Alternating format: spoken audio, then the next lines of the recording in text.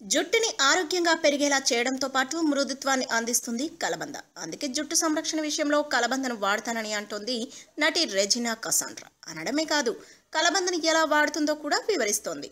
కలబందని ఎప్పుడు కావాలనుకుంటే అప్పుడు తలకి పెట్టుకోవచ్చనే ఉద్దేశంతో ఇంట్లోనే ఆ మొక్కను పెంచుకుంటున్నా. కనీసం 15 రోజులకు ఒకసారి కప్పు తాజా కలబంద గుజ్జుని తలకి పట్టించి తలస్నానం చేస్తా. సినిమా షూటింగుల్లో భాగంగా తలకి రకరకాల అలంకరణలు, స్టైలింగ్ ఉత్పత్తులని వాడుతుంటారు. దాంతో జుట్టు పొడిబారి పీచులా అయిపోతుంది. పైగా ఆ రసాయనాల ప్రభావం కూడా జుట్టుపై ఉంటుంది.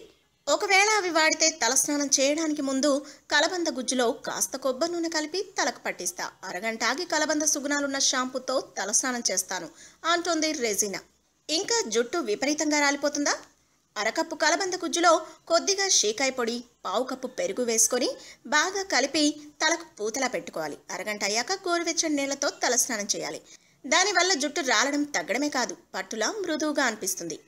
ఏ సమస్య లేకపోయినా సరే తలస్నానం చేసే ముందు కలబంద రాసుకొని 10 నిమిషాల పాటు మర్దన చేసుకోవాలి. ఇందులోని ఎంజైమ్లు చుండ్రును తగ్గిస్తాయి, తల్లోని మృత కణాలని దూరం చేస్తాయి.